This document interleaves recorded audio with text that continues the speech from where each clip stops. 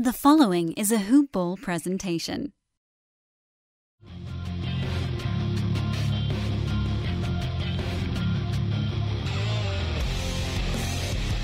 Welcome to the Fantasy NBA Today podcast. I have hit the record button. We are officially going now. It's Fantasy NBA Today live. Fun Shirt Friday, except I'm, just wearing my fun hoop ball shirt. It is also being recorded, so many of you are hearing it on the traditional channels, but as I would say every week, I think I usually do, if you're listening recorded style, come join us for the live show next time. We're Fridays, we're usually in the late morning or very early afternoon Pacific time. We're covering all the stuff that happened over the previous week. We're taking questions from the YouTube chat room. That's folks like you who just can come over and navigate to a YouTube page. You literally don't need to download anything. You just go to a link and you can type in a question, and if it's not hyper-specific, we'll probably answer that joint on air. But for the second time now this morning, since we like to do a little warm up the crowd, it's like, it's like we're coming out before our actual set. For the second time this morning, I say, good day to you, Mr. Aaron Brewski, who I called the architect earlier and he yelled at me for it. I'm grumping out on you right now, Dan. I know. I got to bring up something that's going to make you happy. So I'm going to try to... What's going to be? Let's see. Does Dan know what will make me happy? Aaron, can you tell me about Buddy Hield? Did I get it right? I don't own enough of Buddy Hield. I can't take the credit that goes to Seth. What's Seth's last name? Seth Klein? No, Matt Smith, I think you're talking about, right? Yeah, Matt Smith. Sorry. I don't have enough coffee, guys. He had all the Buddy Hield. And the projections over at Basketball Monster had Buddy Hield so high. And I was like, I can't do it. We were high. Like, I think they'll be number one on Buddy Hield. We'll be number two. Buddy Hield's doing great. So, yeah, I mean, and what the Kings are in like an actual story amongst basketball people, not Sacramento people. They're an actual story. It's really interesting stuff. It's fun to watch local Kings fans enjoy themselves for once. Yeah, well, so I like your tinfoil hat stuff on Jaeger from last year. Do you think he was playing Zebo as a tank move? I honestly don't know. I wouldn't put it past him. I'll put it to you that way, because he has this relationship with media where he can really dig his claws in, and it's the fact that everybody trumpeted that Zach Randolph was good last year, to me, is master level media control. Like, good. Watching Zach Randolph play last year was like watching was it like a rec leaguer? He looked like a rec leaguer. It was something out of and then having everybody say, but Zach Randolph is pushing the Kings to victory. It's just like the dissonance there. But that's what you get sometimes in smaller media markets. So what about the other guys on the Kings this year now? We've got Bogdan as a potential stat. What do you think he could do when he comes back? I'm just excited to see what they can do, because they're running and they're going to keep doing that. I mean, if you told me right now that Zach Randolph wouldn't play for the rest of the year, I think they're good for 35 wins. And if you had told me that he wasn't going to play at all before the season, I would have bet under on them, and I would have been way more aggressive in terms of them actually figuring it out. Because what happened last year, and what's always happened, it seems, with Jaeger and the Kings, is these veterans come in and completely jack up any sort of developmental process. I'm having these conversations on Twitter with Kings fans. They just want to hear how great everybody is and how great this process has been. But you'd have Zach Randolph sitting in the middle of these games, just creating a stagnant situation where nobody was doing anything good. Sure, you can watch a car wreck and be like, I don't want to be a part of that. You can learn basketball from the sidelines, a la Ben Simmons during his injury year, but you're not learning at an optimal level. You're not even close. You might even be developing bad habits. So, to see this year where these guys are really, Fox is a legit handful for the rest of the league for the rest of his career. He'll definitely be an all-star. He's the mental game he's playing right now. He's being patient in the pick and roll in ways that high-end point guards are. He's pressing an advantage. He knows he can blow by anybody almost. And so he presses that advantage. He makes the defense commit. He backs off. He resets. He makes the right pass. And he's pulling from three off the dribble. And whether his numbers aren't great with the shooting, but like he looks comfortable with that shot. And it's only going to get better. So you add Bogdan to this where those three, him and Buddy Hield, are just running up and down the floor and making plays. And you got Willie Cauley-Stein, who sort of makes it all happen. He makes it possible. And teams right now, Bielitsa is this, first of all, he's a definite fantasy asset. Wish I had moved on him sooner. Didn't, whatever, it happens. And there's a lot of regression that is going to come. He's shooting about 60% from deep. So that's not going to happen. So the only way that balances out to a reasonable number, given the volume and the types of threes that he's taking, he's going to have a 20 to 30% stretch on high volume. That's going to really test whether or not he can play big minutes in those games. That's right around the corner. So it's going to be very hard for owners to hold during that time because the steal and the block numbers are also fluky as well. There's a theory there that because of the nature of these up and down games, some of them no defense is played. Players are just going in there, challenging them, trying these crazy shots. He's a target on defense because he can't slide his feet, but he's got good timing. And I think he could walk into steal and block totals, but it's not really what he's done over his career. But him in the 4 slot for this offense gives spacing for Fox as well as Buddy Hield and Bogdan Bogdanovic. And Willie Cauley-Stein's playing enough defense to make it all palatable. So, I was looking at some Orlando Magic stuff from last year, just trying to get a sense for the last team that nobody expected to start off hot. I think they're better than that squad. But it was almost like the article was written. You could just Control F and replace all Orlando the Magic.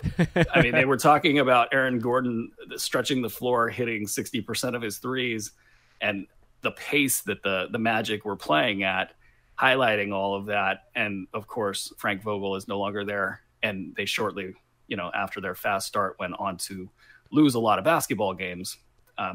I don't think the Magic want to hear you replacing Aaron Gordon with Nemanja Bjelica, but that is what you were saying in that story. What, from a numbers standpoint, do you think Bogdan can do? Is there room for him, really?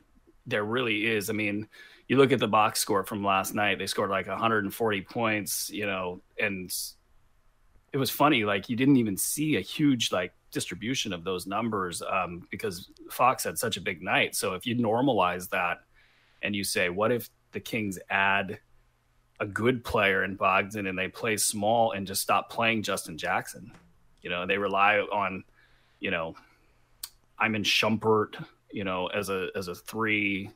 He's, got issues, but, he's played well for the most part to start off the year. They can be much more effective with Bogdan Bogdanovic. It's funny to get bullish on the Kings. See, I made you happy. You see what I did there? I tricked you into it. People think I'm a Kings fan. It's hilarious. No, but you're a guy who believed in some of these assets.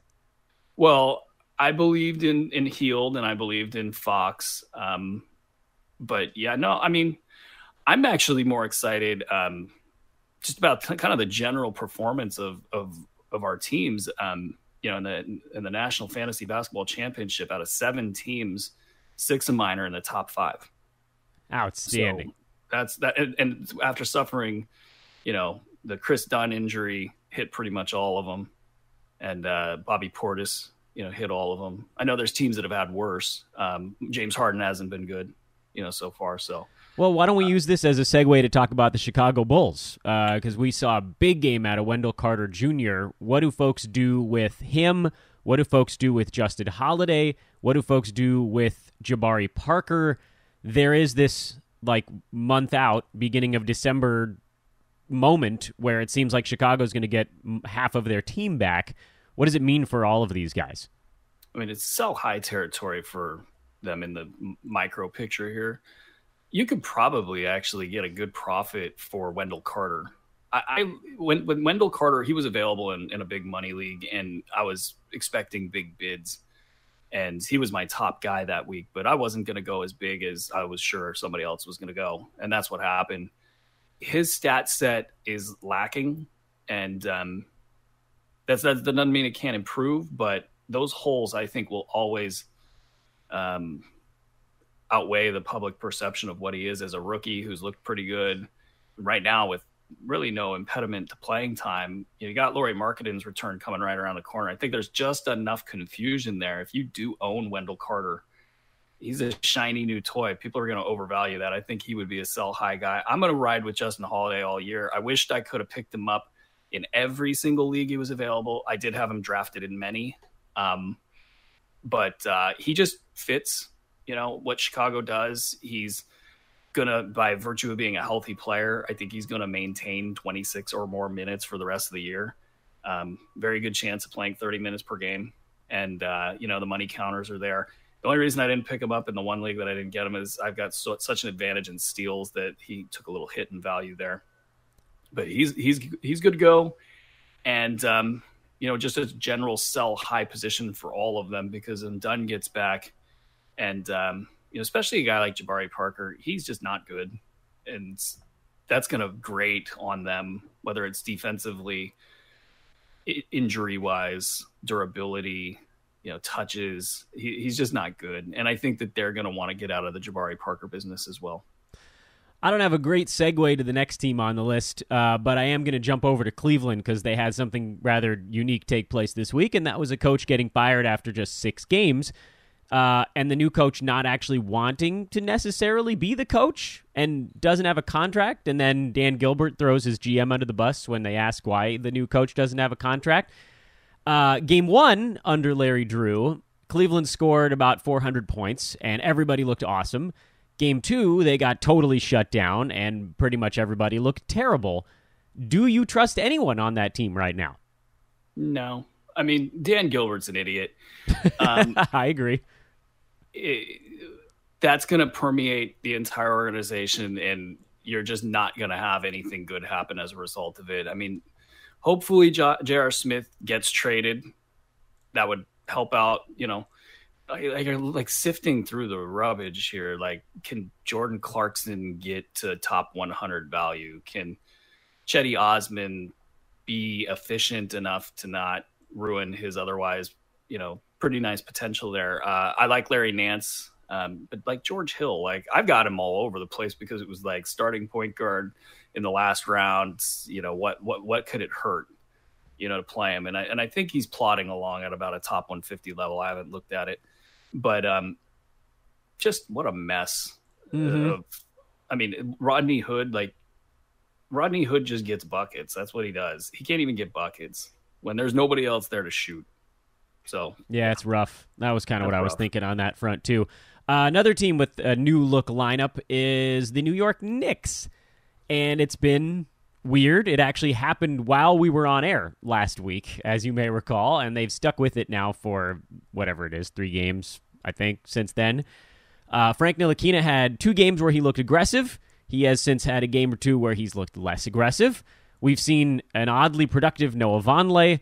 Tim Hardaway Jr. seems great so far this year. This is like the THJ we wanted last season before all the injuries befell him. And then everybody else is like, who the hell knows? So we're getting all these panic questions about Enes Kanter.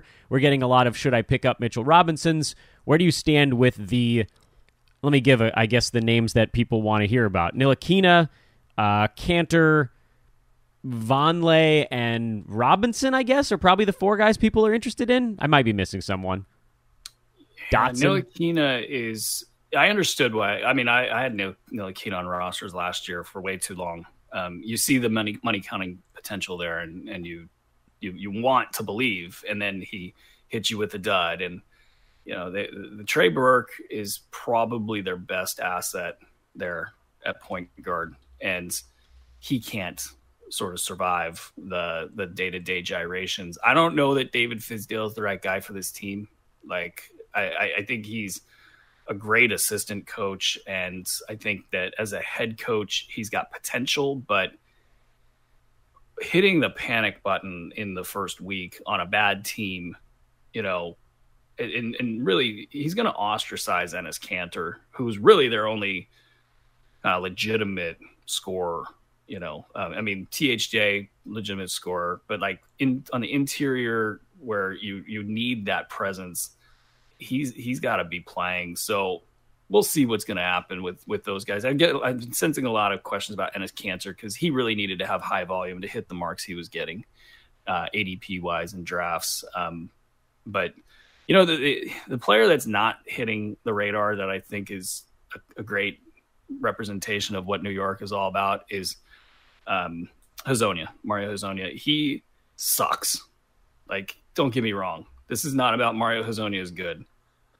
But, man, he just seems like a guy that eventually they're just going to roll out there because while he gets numbers, he doesn't play well. And that's like a perfect combination for tanking. They're so shallow. He should be dominating. He should be getting playing time, but he's not. And so I dropped him where I had him in a bunch of places. And I'm sitting there looking at the wire going, they got 4 games this last week.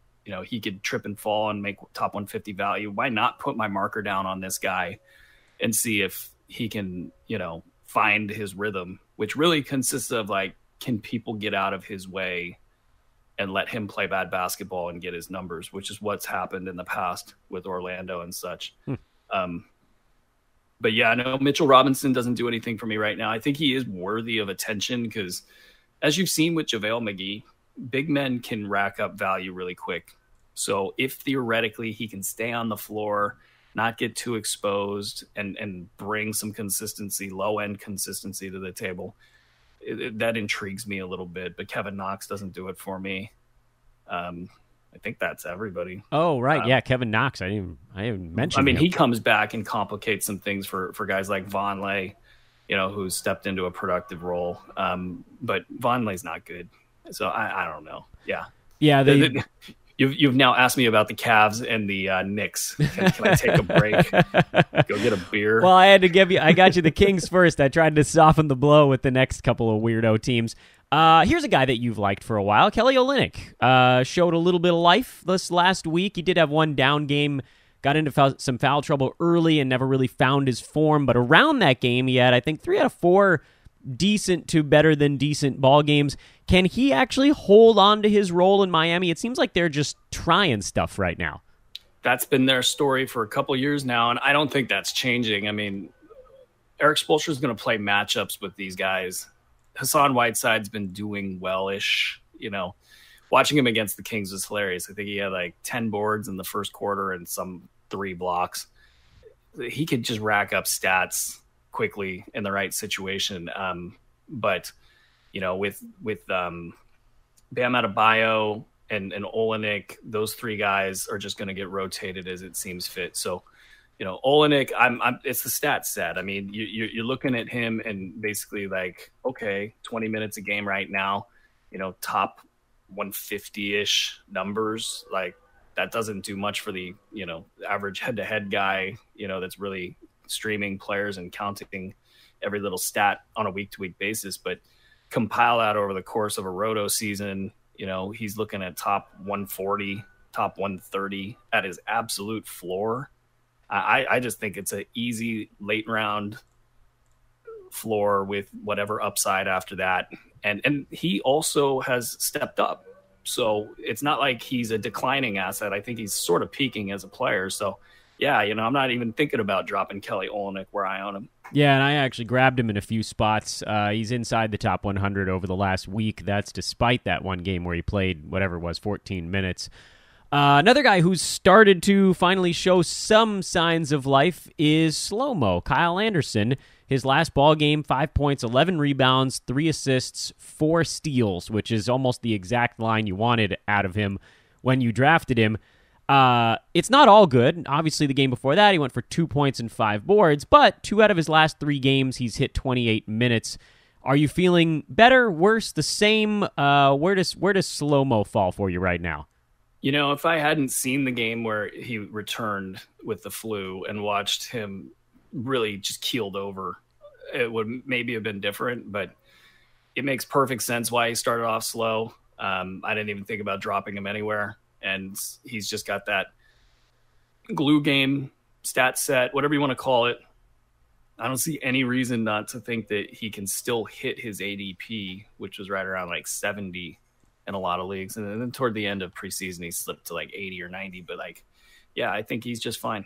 Yeah, he's owned in every single one of my leagues. I'd bring him up because he comes up a lot. I would be happy to scoop him, but nobody's dropped him yet. Couple of funky things here towards the end of the what's happening in the league segment. The Phoenix Suns. Elie Okobo, he's played. He's was the starting point guard in that last ball game. He looked a little bit overmatched. It was a relatively difficult opponent in San Antonio. Previous game, he had 18 and 7. I admit, I know nothing about this guy's stat set. Is there a universe where he could play his way into 12-team value? Well, interestingly, both him and DeAnthony Melton have a decent stat set. Okobo's is more of a shooter's stat set. So think like Buddy Hield without the threes. But that's what he's going to bring to the table. I think he's capable of being that Phoenix Suns, low end player, the bad team, good stats type thing. He's got that potential, but Devin Booker is going to come back and ruin everything for everybody else. They are going to be a team in flux. They're benching Ryan Anderson right now, and that's interesting just because it's so bad for ball movement on that squad that they basically determined a guy that catches and shoots can't really play if he's not bringing something else to the table. Okobo should theoretically help that because he's not Devin Booker, jacking up 25 shots, every time he can. I'd be fine. He's definitely stashable, Okobo. And then I guess TJ Warren was the other guy I was going to bring up on that team. It seems like he's actually been playing into a bigger role over this kind of slower. Not slower because he's actually shooting the ball well, but his minutes have been trending up. I don't understand why people didn't like TJ Warren to begin with. We've been very like when everybody else was high on TJ Warren. Pardon me, he was. We were low on him, but he's still TJ Warren. He's still trying to dominate the ball whenever Devin Booker doesn't have it. And I think they're going to be fine with him playing that way. If anything, it just increases his value as a trade asset. So he's fine. And then I'm definitely, just to throw it out there, Michael Bridges is somebody that I want to get on that for this upcoming waiver run. Like I don't know that he's a must add, but he has a Chris Middleton like stat set. And it's time. He's been getting minutes underneath the radar, throughout this entire process. And that just tells me that Igor Kokoskov has belief that he can handle minutes. And so, if he's already at that stage, I just feel like probably it could be like January, but it could be sooner. And that's where the question comes in. Like, do you want to stash somebody now that's going to be good in January? Interesting. I like that. That dude is available everywhere. So but the hype is starting to get there. Like, I don't think it's going to be a secret. I think the Basketball Monster guys know about him. I think the Roto World guys know about him. Nobody's got the cojones just yet to be like, this is a must add or a mustache guy. Did you do I wasn't looking, but did you do the mustache? I'm doing it right now, Dan. Beautiful, my man. Mustache. So, how do you get in on that? You got to have a team that's got good, healthy players, and you got to be willing to take a few hits. It's a little early, but you know how this goes, man. Yeah, treat them Once like there's blood in the water, everybody overdoes it. So sometimes you got to get ahead of the curve. So I don't know if that's this week or next, but I want to make that move. Yeah, treat them a little bit like an injury stash and don't worry too much about what happens in between. Speaking of guys that are starting to generate a tiny bit of buzz, there's an old man on that list, and his name is Jeremy Lin. I drafted that dude in a lot of places, and he looked awful the first few games of the year, but he's actually looked okay the last two. He only needs about 24 minutes. He piles up stats pretty quick. I'm surprised we didn't see more of him, but now I'm thinking maybe there was injury because Trae Young looks wildly overmatched so far this year.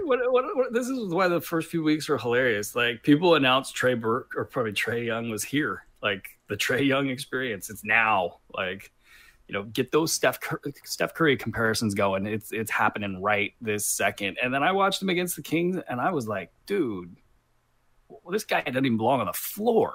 Yeah, 8 turnovers in that ball game. He tried to nutmeg De'Aaron Fox, and I don't care. Like, yeah, you've done it a couple times to people, and that's cool. Show your moxie. That's fine. But I'm sorry. Like, if you can't be consistent and defend, and you have a propensity for turning the ball over already, come on. Like, you can't have your rookie point guard out there doing that stuff. That's where Lloyd Pierce is overly optimistic. And this is where coaches that don't play young guys, they'll point to this kind of stuff and say, hey, we're doing this guy a disservice by letting him go out there and do that stuff. And they actually are doing a disservice to Trae Young, letting him go out there and do that stuff. So does the needle swing back a little bit? Well, no, I think that, Jeremy Lin's the story with Lin is going to be, he'll play as many minutes as his body will let him. So if he's turned the corner and he's got his legs underneath him, yeah, absolutely. He'll come in, he'll play 25 minutes. I don't think he can crank it up past that. But he's, I think you tweeted this, he's a bit of a stat magnet. And he's absolutely what that team needs to chill out. What I saw was just terrible, terrible basketball last night. Like, I know they're the Hawks and everything. Everybody's expecting them to play bad, but this was bad by those standards. Yeah, and they can't do that. So Lin's a natural fit there. And late round value seems pretty, like a 60-75% chance to me. Interesting. Okay, so you're equally interested in on him. Board. All right, I thought maybe I was losing my mind on that one. How about another old guy? You know where I'm going. I think you know where I'm going. He scored 50 points. We have that dude. We have to do it. I said on the waiver wire show, I said, you got to forget that he's Derrick Rose. Like, too many people are ruling him out for value when, just based on the name Derrick Rose, based on everything he's done the last 3 years. And I'm even out there joking, like, when I saw he's got 48, I was like, I don't believe you. But that's, he has gotten some physicality back. He's a little healthier. He's got a scorer's mentality. I mean, I admit, I picked him up. I picked him up in 2 out of my 5 most important leagues. I have some Derrick Rose shares now. I don't blame you, and I think that he's going to do that until they figure out what their next steps are. You're going to see Jimmy Butler on and off the floor. Andrew Wiggins hasn't been on the floor. So, I mean, that could be he's hurt. It could also be that he's not wanting to play within this circus. So there's a lot of opportunity. And I'll tell you, though, the guy that I'm probably prefer to own is Josh Okogie. He's got money counting potential. He's probably going to continue to improve all year long. I think he can do a lot of different things on the floor. I think he's kind of built in the mold of a player that Tibbs likes. Things could go south for this team really quick, and they could go young. And I mean, Derrick Rose is not, he wasn't healthy when he was young. He's not going to be healthy when he's old. So I would rather own Okogie, but Rose, by all means, he's worth owning. All right, I got kind of an annoying one to finish off our hot topics of the week, and that is the Charlotte Hornets, who have gone to timeshares everywhere. They're hurting me with this stuff. I mean, we're seeing 24 minutes of Tony Parker. We're seeing Malik Monk splitting the minutes with Jeremy Lamb at times. We're seeing Marvin Williams and Michael Kidd-Gilchrist splitting the minutes. We're seeing Cody Zeller, Willie Hernan-Gomez, and sometimes Bismack Biyombo. I mean, if Batum and Kemba are getting to their 30 mark, but it seems tough for the rest of these guys. Are they going to have to settle on a lineup eventually, or is it going to be a hot hand every night? I'm not as bothered by it because I think the guy that I own that we've, pubbed is Jeremy Lamb. And he's hanging in there. Yeah, I'm fine with his production and knowing that it can only go up. I think this is a case where young coach is trying to keep the front office happy. The guy that stands out is Malik Monk. he's probably getting too many minutes. And that was going to be the case when you brought in Tony Parker, and Tony Parker has something left in the tank and he's ready to go. So you're seeing those minutes pinches go up the rotation. And with the bigs are the bigs. I mean, Cody Zeller, I don't know that I would want to hang my hat on him, as a coach with the way he can't stay healthy. So, getting guys minutes at the 5 slot, that makes sense. But yeah, it's a little bit of a mess, but you know what? You weren't big on MKG. You bought Marvin Williams and you knew what you were getting there. Yeah, last round guy. He's on it. He's actually going to bounce back any second now. He's in a shooting slump. So if he's hanging out in your league, you might as well pick him up for the hot streak, especially in 9-cat formats. I'm fine with them. It might be a little irritating. I as much as everybody would love to see Jeremy Lamb scoring 20 a game. Yeah, get him out there for 30. Come on, let's do this thing. I mean, but it's coming. It's coming because he's too good to keep him out of that kind of a role. Too big to fail. Jeremy Lamb, you heard it here. Let's take some questions from the chat room, which is, holy crap, should have looked at this sooner. A lot going on in the chat room. I've been trying to cut and paste it just in case.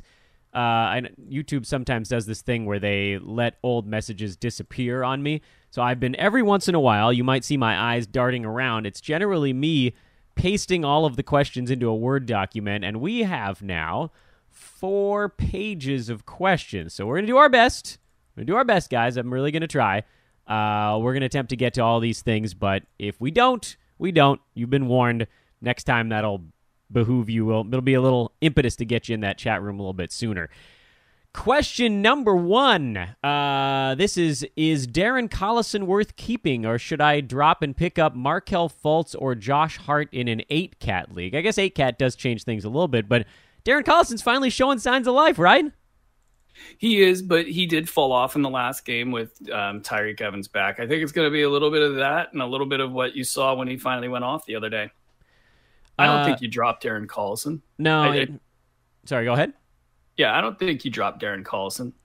Markelle Fultz, I just don't believe in as a player. And there's just too much inconsistency, and you got stat set issues there as well. And the other guy I forget was Josh Hart was the third name on the list. I would love to say Josh Hart, and there was a lot of Josh Hart season long value locked in until they get rid of Rajon Rondo in LA.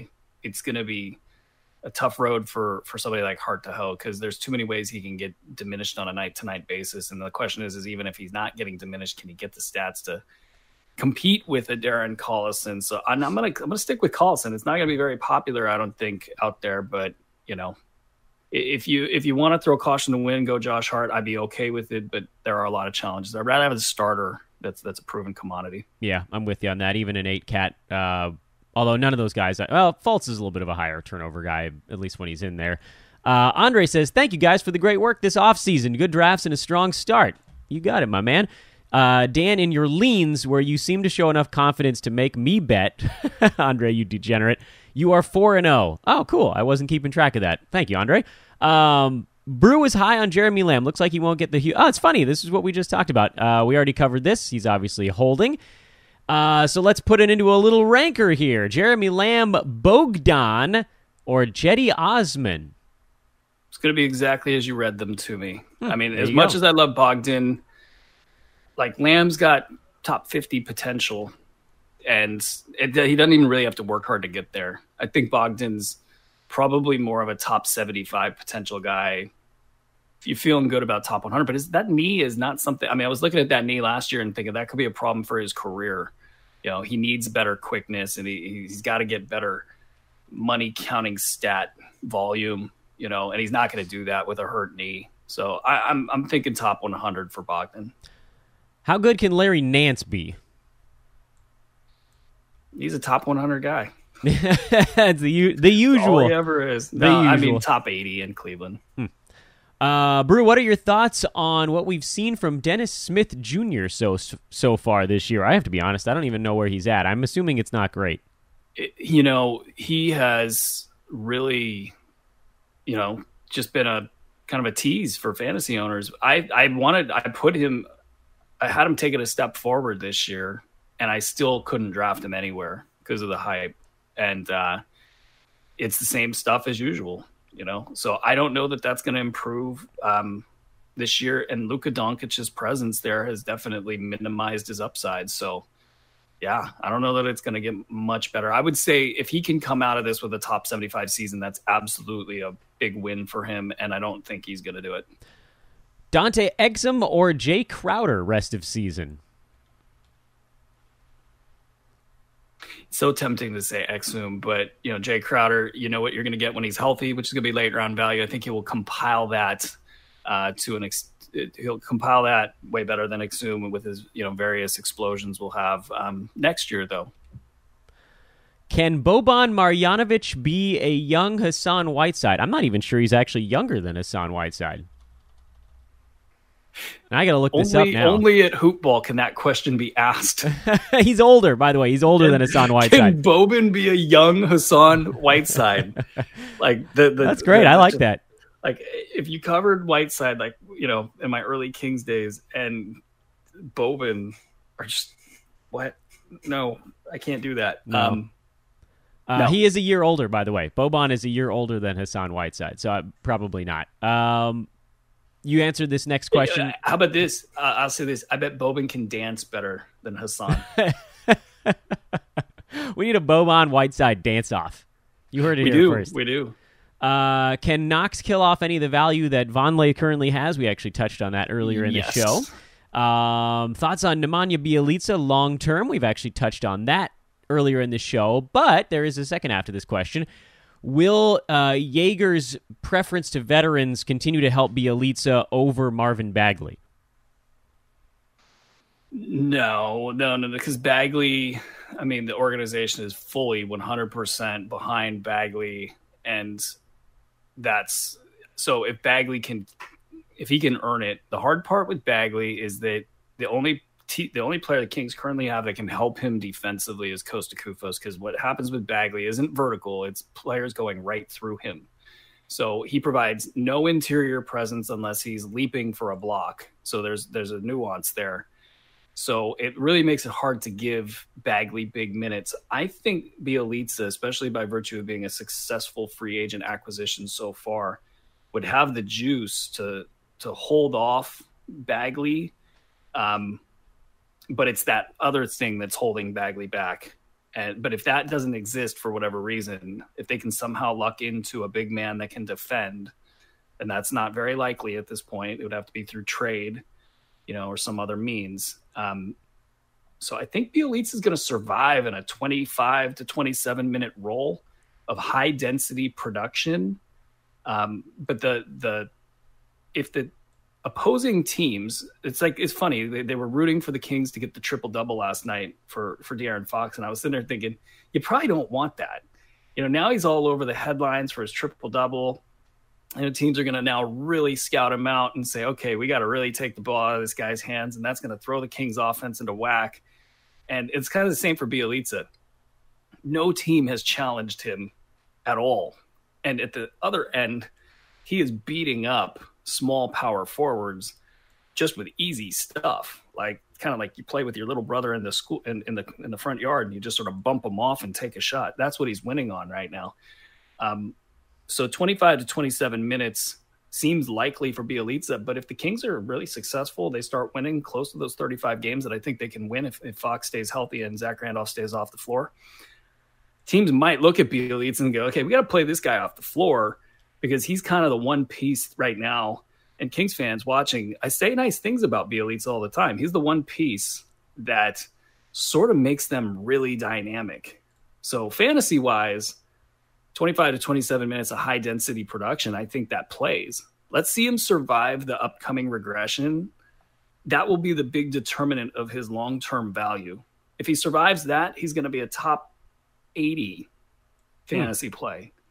If he doesn't survive that and he falls into this 23 to 24, we don't really know what that is, sort of a role, and it gets sloppy and inconsistent. We know that a regular not playing with Sacramento Kings, Nemanja Bjelica, needs 30 minutes to be a top 100, top 120 guy. That's not great calculus. But, if he survives that shooting slump that's coming, I think he can compile his way to top 75 value this year. We did have a breaking news story while we're on air, because that's just what happens with this show. Kevin Love opting for surgery will be reevaluated in 6 weeks. Youch. I mean, why would he want to risk his career for that? Yeah, that sucks. Hang on tight. I mean, what can you do, right? I mean, you can unload him for like a 6th rounder, but I don't feel like a good idea. 6 weeks. I mean, I'd have to know a little bit more about the surgery, but like, I didn't draft Kevin Love anywhere this year. I got one love. One love. I do actually have one love. You got to sing it, Dan. If I know. say it. Am I doing the YouTube? Hey, no, let's get together and feel all right. Okay, good. Yeah, we're going that direction. What's the other direction? I think U2 had a song called One, right? That there was this weird... yeah. But it's not the same. No, it's not the same, and it's way worse. Cherish each other. That's right. Cherish each other. One. All right, let's go. More fantasy is... No, more singing. Sorry, Dan, if this is a repeat request. When is the right time to pick up Bogdan? I would say now. Yeah, now. Should I be worried about Marc Gasol? Would you say the Grizzlies have motivation to keep Gasol active to hopefully Gasol opt into his player option for next year? I actually think the Grizzlies, I had the over on their season win total this year. I think they're going to be okay, and I think barring a real injury, he's playing.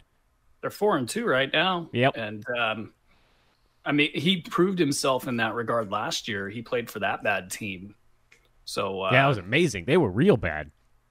I mean, when a player does that, and look at his brother too. Like, these guys just love to play, and that's when you sometimes have to look at the narratives of could be shut down and turn it on its head.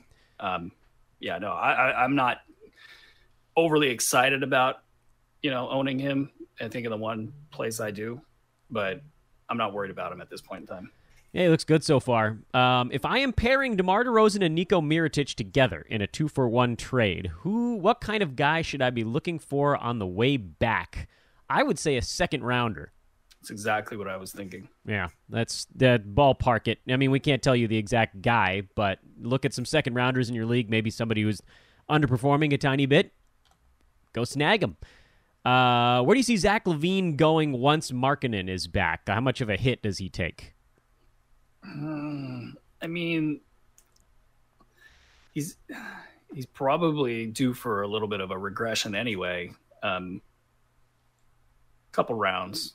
I mean, nothing big. He's still the focal point. He's still gonna get his. Like, he's on a mission right now, and I don't think Chris Dunn or Bobby Portis or Markkanen are really gonna change that too much. Is Cedi Osman worth owning, or would you rather use that spot to stream? Yeah, you could. I mean, I'd be good with streaming. Yeah, I feel like this is a situation where someone just wants us to tell them we're okay with it. I think we're okay with it. We're okay with it, but I mean, I get why people want to try to make Cedi Osman work. Like, there's nothing stopping him. He is the apple of management's eye. He has potential, like, yeah, very true. Real basketball potential. Like, I understand why you would want to try that. He just has to shoot better. Yeah, it's very true. He has to shoot the basketball in the hoop. Into the hoop. Put it through the hoop, not just touching the bottom of the net. If you were going to sell high on some of these Sacramento Kings, what are some potential like ballparky targets? If you were going to try to sell Bjelica, Fox, who would you be looking to target on the way back? Top 40, top 50? If I could get top 100 for Bjelica, I'd probably do it. Interesting. Yeah, I mean, because otherwise it's not worth it. Like, I'd rather see where this goes. Like, can he have a huge jump in block and steal rate? And, just now that he's got the freedom that he hasn't had in past locations, can they hide him on defense? I mean, there's ways, especially if I'm projecting him at 25 to 27 minutes at top 75 value. What if he gets 30? I don't think it's going to happen. I mean, they got too many players they want to develop, but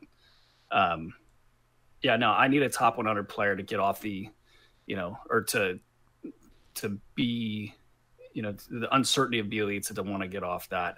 What about Fox? Fox, I'm not going to sell. I mean, first of all, you could probably sell him for a top 75 guy right now, but his numbers, there's areas that he's struggling in. And, a savvy fantasy owner is going to look at that and say, yeah, but. Yeah. So what are you really going to get from that? And I think there's more value to be had. And as the team has enough examples of when you go away from Fox, things go bad. And when you go with him, things go good. And everybody sort of coalesces around, this is De'Aaron Fox's team, not Willie Cauley-Stein's team. It's not, it's not a share the ball team. It's De'Aaron Fox. And once people figure that out, now you're looking at 20 plus points, 8 assists, kind of like John Wallish-like numbers. And he has untold upside. I think he will learn how to shoot, and he can get up and jam on you. So that's going to help with the field goal percentage. I mean, there's a lot of upside there. I'm not selling that. Did Thibodeau just need D Rose to do something like this before he threw more minutes at him without getting grumbles from the higher ups? Is he a keep, or do I try to sell high after a 50-point game? Sell, Mortimer, sell. Good reference there on that one. I like that. E'Twaun Moore, is he a 12-team guy, or is this an Anthony Davis being out thing? No, he's a 12-team guy. He's a plotter. Head-to-head owners might not like it and might not want to deal with it, but he will finish inside the top 125 this year, 8 and 9 cat. Do you like him more than Old Man Marv or Jabari Parker? I do, because it's like what you're going to get with him. Yeah. And that makes that easy. Certainty is a very helpful thing in fantasy world. Buddy Hield or Karis LeVert? 8 cat. Oh, Buddy Hield, come on. They're just trying to needle you now, I think. Who's needling who? Yeah, that's a good point. I mean, it's funny when Karis LeVert doesn't have a good game, how quiet it gets out there. He's going LeVertical. I mean, Spencer Dinwiddie hit a game-winning shot in overtime and didn't even hear a word about it. Game-tying and game-winning, by the way. Yeah, he had a game-tying too. I didn't get to see it. It was awesome. I watch a lot of Brooklyn Nets basketball. I know you do. And I love it. I love that. You know what? If they got rid of D'Angelo Russell, I would put him in the playoffs. And also, what a backcourt you would have with Dinwiddie and LeVert. Yeah, it's pretty good. Oh man, I like that would be. I like playoffs. That. Yeah. They still got a shot. Maybe they'll figure it out before D'Lo throws another no-look pass straight out of bounds. Which is funny because the next question in the chat room is, thoughts on D'Lo this year? Is it a breakout season? I just traded he and Cantor for Eric Bledsoe in my 12-team league. I think that's a good trade. Oh, that's a great trade. Especially with the way Cantor's going to stall out here for a little bit. Yeah, no, Russell, even when he plays well, you have like 5 plays where you just go, what on earth are you doing out there? The no-look passes that, like, he creates a no-look pass when a no-look pass isn't needed and throws it at his, the guy in the corner's shins. He then has to collect the ball and fire up a brick. That kind of stuff happens all the time, and it's not going to change. I don't think he, in an 8-cat league, finishes. He's definitely not in the top 75. He's going to be like top 75 to top 100 in an 8-cat league. In a 9-cat league, that's going to be like top 125 to 150. Slow-mo versus TJ Warren. I'll take slow-mo. Would you trade Karl Anthony Towns for Anthony Davis? Oh, God, yes.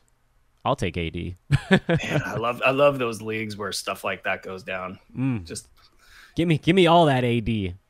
It's just like they're keeping him fresh here early. Don't panic, folks. I mean, everybody's like, Anthony Davis misses all the games and James Harden is super healthy, but I get it. Cat is pretty healthy, but damn, AD. How have fortune swung? Cat was, people were jumping off a Cat a week ago. Couldn't get further away from him. I told everybody to send out Dame Lillard for Cat trades. I hope they did. I did catch wind of a lot of people who got Cat in that week. And now they're feeling a little bit more spry. Choose 2 of... Oh, I don't think I even need to ask you this one. Meow. Is your cat small? What's the line? Big or in between? I forget the exact line. I love when he tells people in the middle of his video, "You're so stupid." That's a great scene. We're talking about, of course, Always Sunny, guys. Go watch the Kitten Mittens. the original Kitten Mittens. I don't need to ask you this question. I can answer this one for you. Pick two. Bogdan, Justin Holiday, or Shea Gilgeous-Alexander. SGA is the guy out on that one. Do you think Noah Vonleh is for real? I believe your answer to that is probably not. I did a whole thing on that question on Fantasy NBA Today yesterday, just like saying, listen, if he holds 28 to 30 minutes, you're looking at the Tristan Thompson, like a 10 and 10, and then you hope for a steal, basically, in that mix. Am I mostly on point with that? I mean, he had a big defensive explosion the other night. You hope for that. Yeah, but that seems... But that's just... out of character. It's out of also, character. It's we were talking about this in the Cos and Brew show earlier today. It's just like, there is a sloppy basketball right now where you're going to see random defensive statistics. It's one of the reasons I'm holding back a little bit on Bjelica. It's just junk ball right now across the league. Yes, I love it. Boban versus Montrezl Harrell. I think the answer to this one is Montrez. Should I hold Jaren Jackson Jr.? I'm going to assume your answer to that one is yes. You just jump in if I say something that's not crazy. Okay, here's what Dan, you know my thoughts. I'm going to take the next 5 minutes to show off. You just rattle them off. Yeah, you just show your guns over there. Just like flex for a minute. Oh, you are so humble bragging right now. You and your picture on Twitter with your wife and your kid, and you guys are all flexing. My wife is strong. You guys look in shape. Yeah, well, I do. I roll around on the ground. I showed that to Jackie, and she's like, "Well, diet starts tomorrow. We're exercising." You know what my wife does? Look at the Bespresses. We're trying to keep up with the Bespresses. I have a gym mat. That's it, and I do stuff on the ground over here. I was told by a physical therapist. Gosh, But Jess has got some cannons going right now. she's in better shape than I am. She does the 30-minute Jillian Michaels thing. So after the kid goes to bed at 9:30, she exercises from 9:30 to 10. My wife is a lunatic, by the way. She's at the hospital doctoring for like 11 hours and then goes and exercises at 10 o'clock at night. Dan, coverage, you outkicked it. Way. I'm like... I kicked it straight through the uprights from the opposite end of the field, and I'm still chasing it out of the stadium. Like Gus, the friendly field goal kicking mule. Yeah, that's right. Oh, good Lord. All right, here's a question where I actually need to get your opinion on. What do you think of Rondé Jefferson is doing the rest of the year? This show is absolutely going in the best of hoopball video. He's chilling, dog. He's chilling. He's just chilling. He'll be just fine. Oh, God. RHJ for life. No, I'm good with it. He'll be fine. All right. Is it time to drop Josh Hart for Zach Collins? Hell yeah. Do it. All right. Interesting. That's all. I mean, look, he got one rebound the other day. Like, that sucks. But he also backed it up with, 2 threes and a block? Yeah. As long as the cash counters are there, I'm happy with it. He's broloing out right now, Zach Collins. Yeah, but you can't do that at his age. No. You gotta Brolo out when you're our age. Yeah, you got to wait to Brolo out. Never go full Brolo. I dropped a Dwayne Dedmon everywhere. He's stinking it up. What do you think? I'm actually okay with it. He's kind of boring. God, the Hawks are bad. Yeah, Alex really Len hasn't turned the corner. I mean, I own him in a couple places because it's the Hawks, but both those guys are going to... Like Dwayne Dedmon, top 125. I'm good with that. I have Vooch and Cantor. They've been dope at times, but both have uncertain roles. Should I try to move one for something more certain? Vooch, I believe, has been producing first-round value. He's dominating. And look, they need him in Orlando, and Aaron Gordon is not good. So, he's gone Blake Griffin very early in his career. It's really upsetting. I mean, it's really hard to watch. So I think Vooch is necessary there. I don't know that they're going to work hard to move him. Look, selling him at a first round level, if you can get a top 25 asset, by all means do it. If you can get a top 40 asset, I think it's a discussion worth having. But I also like the idea of just letting it roll a little bit. Yeah. Just to see how long he can give you first-round value. I came to see Dan's unmade bed with the cameras tilted up. That's right. I'm on to you, schmoes. I've got this whole thing figured out now. I traded Lillard for Cat last week. Now my teams revolve around Jokic and Cat. Oh, my God. Well done. Well done. I don't know how you had Jokic and Lillard on your team to begin with, but holy crap. Well, you could get Jokic in the late rounds and then like maybe Lillard on the turn, but my God. Scott, I would assume a 10-team league would be my guess. Still, that's a great trade. Right. Nicely done.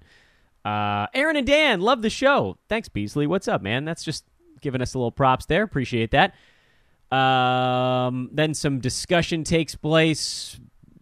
There is a heated Lonzo Ball versus De'Aaron Fox discussion going in my fantasy league message board right now, and it is outstanding. Enjoy it, because everybody's got to always yell about something. Brew, who do you think is better in 5 years while I find the actual next question on this list? Oh, it's De'Aaron Fox, and it's really funny. Like, the Kings fans have had fun with that whole thing because and I'll just add fuel to the fire, because Lonzo Ball has been ducking De'Aaron Fox for his entire career. Like, Lonzo Ball is afraid to play De'Aaron Fox, and at least that's what Kings Twitter has told me. And, but I'm to me it's an easy one. De'Aaron Fox is going to be a lot better than Lonzo Ball. Perfect. You bought me just enough time to find the next question. Hey, Brew and Dan, would you give up a top 60 asset for Otto Porter, a top 75 for Hayward, and there was a question about Kevin Love, but I'm going to leave that off since now he's out for super long term. Would you buy Otto Porter with a top 60? Would you buy Gordon Hayward with a top 75? I would buy Otto Porter for a top 60. They can't trade anybody. They got to have to learn how to get along. I mean, Scott Brooks is probably the guy that goes. John Wall is the guy that probably, if anybody falls off, due to injury, it's probably him. I think top 60 is. I wish it was top 70. Yeah, you get into a different chunk of guys after that. I know. Yeah, top 60, you're putting some money in the middle, which is fair. I mean, Porter, I don't know if this is 8 or 9 cat, and it kind of does make a difference. Like 9 cat, no questions asked, get in there and do that. 8 cat, you're looking at you're probably jumping like 20 slots by picking him up. The risk worth it? I mean, I like climbing up the ranks. There's just a different valuation there. Yeah. Some love being thrown to the chef here at Hoopball for his fine work. We will certainly back that. Check big out way. Zach Bodain's stuff too. Yeah, check out all of our guys' stuff. These guys are so good. But sometimes we got so many good contributors here. But like when I read, I'm like it's just something about something stands out. And Zach's stuff is excellent right now. Love it. Are you still high on Jeremy Lamb? We covered that earlier in the show. We had another question on D'Angelo Russell. We knocked that out earlier in the program as well. Dinwiddie or Jeremy Lin rest of season? I mean, I think you got to take the guy who can stay healthy, right? Yeah, it's Dinwiddie. Yeah. Zach Collins is worth holding. We've actually covered that already as well. Would you drop Dinwiddie or Brook Lopez to pick up Bogdan? That's an interesting question. I might drop Dinwiddie just because Russell is still healthy. It's a good question. It's a good question. Here's the thing, though, is Bogdan's knee is. I mean, I just don't know if rest was gonna solve what he's dealing with there. So, I also think that the Nets are gonna at the middle of the season really take a look at who do they want to keep. Do they want to keep, Dinwiddie? Because I think Dinwiddie's going to get a decent little deal, upcoming. It might not be a huge deal, but I think it's going to be enough to make them think. So shouldn't Phoenix just mortgage the farm to go get Spencer Dinwiddie? Yeah, but they're stupid. Yeah. I mean, they're just the Phoenix Suns. Like, sorry, Phoenix. Prove me wrong. There you go. Ricky Rubio is the last question that I'm going to be taking from the chat room. Apologies to those who may have gotten a few things in here after the fact. We are right at the 1 hour mark for the recorded version of this. Last few questions there. Again, apologies. There was one half of another article one question that we didn't touch on. Would you give up a top 75 guy for Gordon Hayward? No, I'm not. I think Hayward's going to have a really rough year. I think that these young guys are going to continue to elbow him out of the way. Also, Spencer Dinwiddie's a top 80 play so far this year. Is that 8 or 9? That's 8, but he's usually equally as good in 9. And the last question is, are you worried about Ricky Rubio? By the way, this is not a time warp. This is 2018 now. I'm not really worried about him in the grand scheme of things. I think he's going to be a top 80 to 108 cat play and shave a round or two off for 9 cat. And that's not good. I mean, I guess if that's, I think I had him in a little bit ahead of that in the B150, thinking he could compile those numbers and stay at the back end of the middle rounds. But this was sort of expected. Now, keep in mind as well, this might work out for him. I don't know if we got an update on Donovan Mitchell, but Mitchell has looked banged up to me. He ended the season with the foot thing, and he sort of, limped around the preseason a little bit. He didn't look explosive in the first few games. I know his numbers sort of came around, but, maybe he's a little dinged up right now. And before we sign off, Brew, we got a lot of stuff going on at Hoopball. We gave everybody an hour straight of maximum content. I think it's time that we're allowed to push a few things. In-season premium membership. What do people get with that, and how can they get it? Well, I think as we pitched earlier, you go to Go Premium on the homepage, or basically any page of the website, and you just click into in-season membership, and that's going to tell you how to get, or what you get and how to get it. As far as what you get, it's kind of just this expansive thing that continues to grow. We have pregame and postgame coverage, both and many different mediums. You got your pickups article, which is your standard I don't have time for nothing type of a deal. Just give it to me straight, and I don't want to talk about it. Then if you want to talk till your heart is done talking about fantasy sports ever, there are nightly shows which are staffed by our most excellent group of contributors, including yours truly, Dan Besbris. The weekends, we've got a waiver wire show that I do. We have DFS picks from John Schifferly. We have periodicals, which I thought was just a fancy sounding name for articles that come out every once in a while. But we have a weekly report from Eric Ong, who's very good at what he does. And then the aforementioned Zach Bodine does dynasty stuff. And so for dynasty owners, this is just a must have. We have a start-sit tool. We have a streaming schedule by, again, Dan Besbris. You put that together. We have these smart depth charts that are done by Solomon, who puts just like all of his heart and soul into these depth charts. So it's not just depth charts. There's free agency information as well as just kind of little tidbits floating around the depth charts. It's really good stuff. Projections that are powered by the Drewski 150. That's a lot of stuff. It's absurd what we're doing for premium right now, but we really think that that's the future. And if you notice around the industry, they're beefing up their premium coverage, because Happy learned to putt. And we did. Nicely done. Nicely done. By the way, you can also use the coupon code Haymaker. That's true. Because I forced Brew to have a whole bunch of coupons. And also, behind the scenes, we have this big technological initiative that's going to probably double the amount of power that our tools have. So yes, more power. It's nice.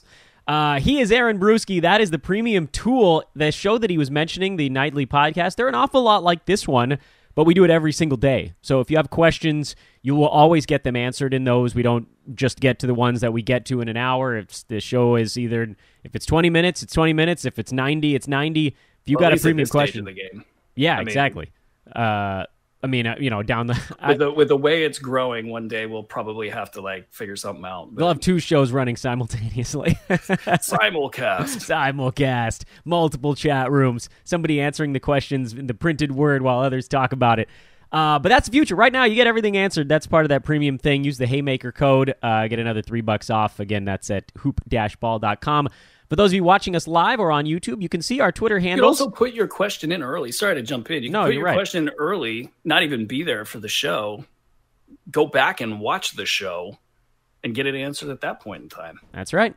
Get it back later. There's our Twitter handles. At Dan Besbris, at Aaron Bruski, at Hoopball Fantasy is where the blurb feed is going. It's what I noticed that Kevin Love was out forever. That's where I saw it. We'll do it. That's how you come to the end of a very action-packed show.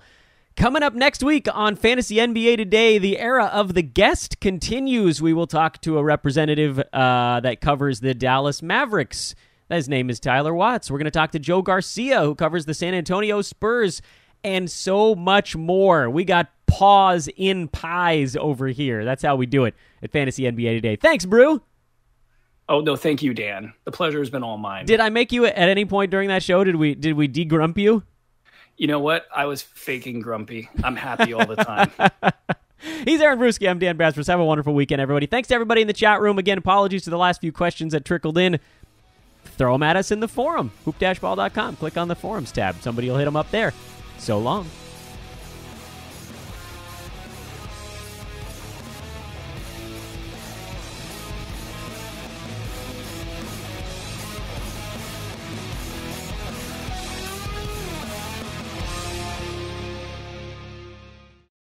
This has been a Hoop Ball presentation.